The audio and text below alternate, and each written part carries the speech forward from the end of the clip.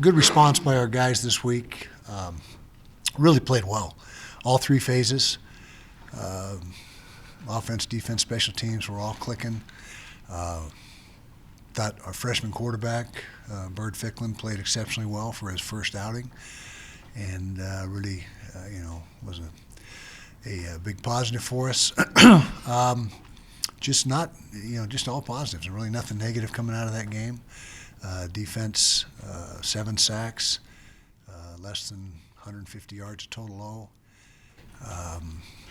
And it was a very aggressive game plan by Coach Scally. I think we were about 70% pressure, and so it was very effective. Ran the football exceptionally well. In addition, offensively, and that's when we're at our best, is when we're running the ball. We had to the tune of 420 yards rushing, and so that was another big plus in the game. And so really, that kind of sums it up. I mean, it was very positive all across the board. Cincinnati coming in here, red hot team. Had the tough loss in the opener, right down to the wire with Nebraska, and have since rattled off 7 wins in a row. And so they're playing exceptionally good football. Quarterback's a big, strong kid, dual threat, can run, can throw. They're 11 personnel team, 75% of the time, mixed in with some 12, and that 3-3-5 on defense. A lot of people are playing, and so got our work cut out for us this week. Have to have another great week of preparation, as always. That's what it's all about, and we got to come ready to play. Another 8:15 kickoff, so night game for our fans. Our fans seem to love to come out to those night games, so we're looking forward to another great environment. And the environment last week was terrific. It was a homecoming crowd, and can't say enough positive things about our fans, the muss, the band. It was all going on Saturday night, so we need to repeat that this coming weekend. So questions? Justin's here. First, how about those Mammoth? How about those Mammoth? 7 in a row now. Yeah, 7 in a row. Yeah. So best record in the NHL. I think we got the most. Well, we were tied for, I think, the Devils and. Did you just snort? You got to snort. Yeah. Anyway, go great win on Saturday in all phases. With Cincinnati rolling into town, we have struggled with the top-tier teams in the Big 12 with the offensive line levitation in the red zone and the subsequent lack of offensive production. What is your plan to correct this deficiency? Wow, that's a lot of stuff. Did you say levitation? Define levitation for me. Like levitating, like they're rising up? The push, I think. Okay.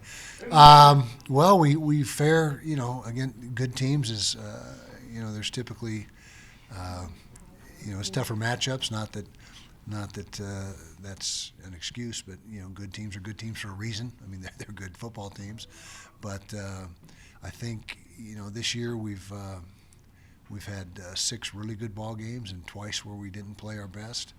But we're just going to continue working and trying to figure out ways to continue to win games. And I don't have a great answer other than that. So tough question, but thank you. Do you expect Devin Dampier to suit up? We'll see how practice goes. It's only Monday, obviously.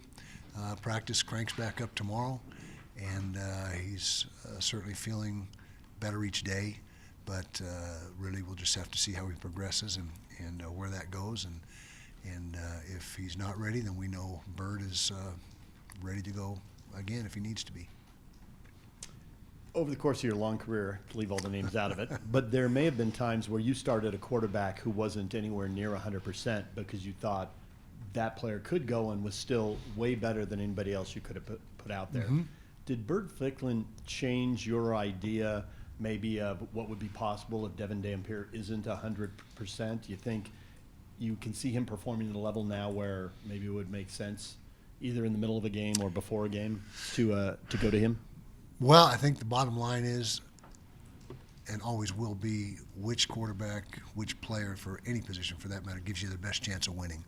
And if a 90% Devin Dampier we feel gives us a better chance than 100% Bird, that's just an example.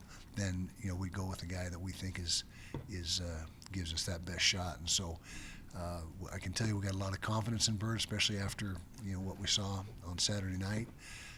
But Devin is still QB1. Make no mistake, there's no QB controversy or of any sort.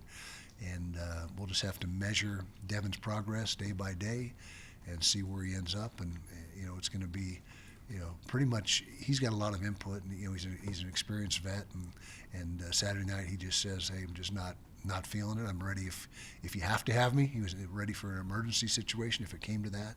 But we'll lean on Devin a lot to figure how he's feeling, and he's going to do what's best for the team. Devin's a team guy, and so we'll just see how things progress. Last season, when you guys had a quarterback injury, it seemed to be like a snowball effect in terms of adversity, where just everything started going wrong. But this year, specifically with Saturday's game, it seemed like the team kind of rallied and showed a lot of resilience, and you ended up having one of your best performances, not only of this season, but the past three seasons on offense and defense. What does it say about kind of the mental toughness of this group that they were able to respond to Dampier going out and kind of step their game up, especially after a loss the week earlier? Yeah, it says a lot, and also a lot about our leadership on the football team. We've got great leadership on this team. Our captains have done a phenomenal job all season long, and we announced to the team after warm-ups, hey, it's Bird's show. We got to support him and rally around him, and they were fired up about that. The opportunity to help him out and be at our best, and so compliments and kudos to the team for doing just that. For being able to rally around the replacement quarterback and play like we did. I mean, we played as well as we've played in a long time. Kyle, College Game Day is coming to town for this matchup. Just walk me through how, I guess, getting a national show like that. Obviously, Big Noon has been here multiple times for multiple games this year. I guess, just as a head coach, how do you kind of navigate, having that national attention? And does it create the possibility for any distractions during the week? I mean, just walk me through that. Well, that's the thing you want to avoid is distractions. And those shows, they do a good job of not really being a distraction for your guys. I mean, the biggest distraction is guys just knowing that they're on, the center stage and having those guys come to town. So, but they're very non-invasive and, for the players especially, and they get it. And so it's good for the program, overall, in the big picture. It's great for the university, the program, the community, state of Utah. So I think it's got so many positive things to it, positive aspects. And as a coach, you just try to, early in the week, make sure that your guys understand that, hey, they're here, but it's business as usual, and we don't approach it any differently as far as our preparation, and that they got to be able to block out the noise and not get caught up in it, because we got a game to play and we got to prepare and go through our paces just like we always do. Coach, you mentioned the 71% pressure rate in the game.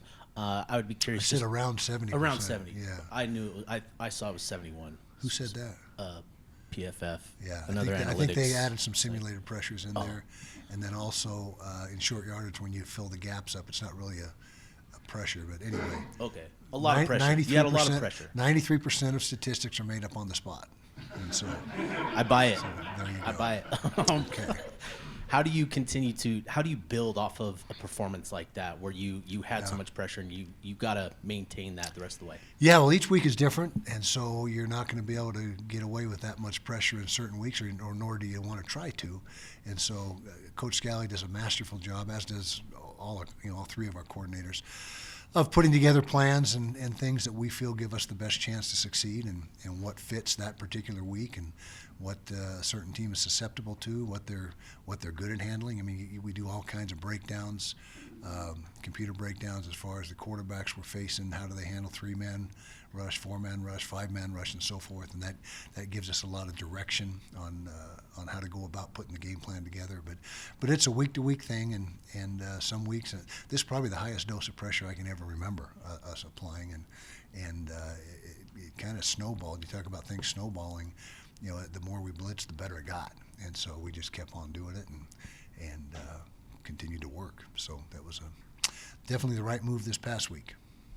What impressed you most about Bird, maybe even during the week, and how he prepared? His composure and his he's just unflappable. Nothing bothers him, and he is an intelligent young man, extremely intelligent. He's got pretty much the whole offense at his disposal, and that's saying a lot for a true freshman. And he's so athletic. That's another thing. It's something that is so makes him so difficult to defend, and such a so much upside as a quarterback. He's so athletic. He's fast. He's quick. He can make people miss. He's tough. He can take hits, and he's got a really good arm. His arm talent was not really on display Saturday night like it really is. Most days in practice. I mean, he's got great accuracy and a strong arm. Wasn't real sharp in the throw game. His numbers were just okay throwing the football. But as he gets more time and down the road in the future, I think you're going to realize that he's got a really good, accurate, strong arm in addition to his athleticism. Kyle, I'm curious about your thoughts on, Bird and Larry Simmons seems to have, a great connection. There was a couple of times where, they were on the same page last night or on Saturday. And also, in that West Virginia game, Bird had that deep shot to Larry. How have the two of them maybe, worked together through this process as the season has went on? I think that's probably more coincidence than anything. I don't think there's any concerted effort or any special bond that he and Larry have. I think it's just a matter of, like I said, Larry being in the right place at the right time, had the right route called, and Bird looking in the right location. So I wouldn't put it any more than that on, as far as that goes. You look at Cincinnati, they got a quarterback that's 20 touchdowns, 1 interception. I think they've only turned the ball over 4 times all year. Yeah. They have such a balanced offense. They have 3 guys over 400 yards rushing, 4 guys over 300 yards receiving. Mm-hmm. How do you concentrate or attack a team that's as balanced as that? Yeah, they're very balanced. You hit it all. All the not all the positives, but things that they do exceptionally well, and they're also really good. Red zone touchdown percentage is over 70%. Balanced, as you say, nearly 200 yards rushing and about 280 or 90 throwing, scoring nearly 40 points a week, and they can hurt you different ways. But maybe the biggest RPO team that we faced as well. They really lean heavily on the RPOs, and so Coach Scally and the defense has their work cut out for them.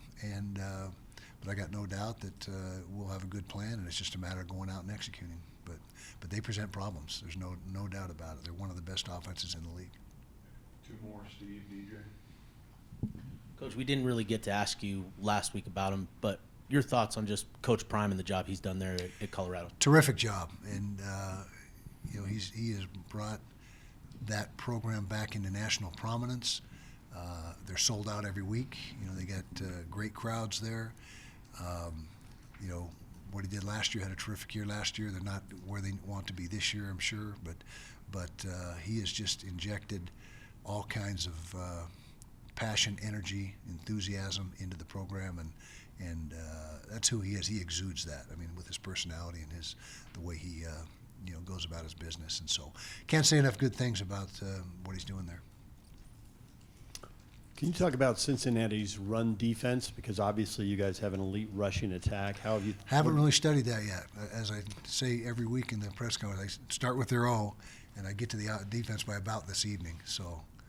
Then in that case, switching gears. Okay.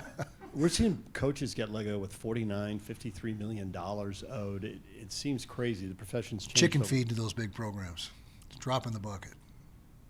Anyway, what were you going to say? Just your thought if this is going to continue to escalate, Yes. if there's a way to control it and slow it down? I think as long as the NIL, and the NIL still exists, and you say you got the rev share, but the rev share is just a piece of the pie. That's it. I mean, there's many more resources and things that are available to the players at these blue blood schools than just the rev share. And when big boosters are pumping millions of dollars into rosters, they want results. It's more pressure's on more so now than ever as far as needing immediate results.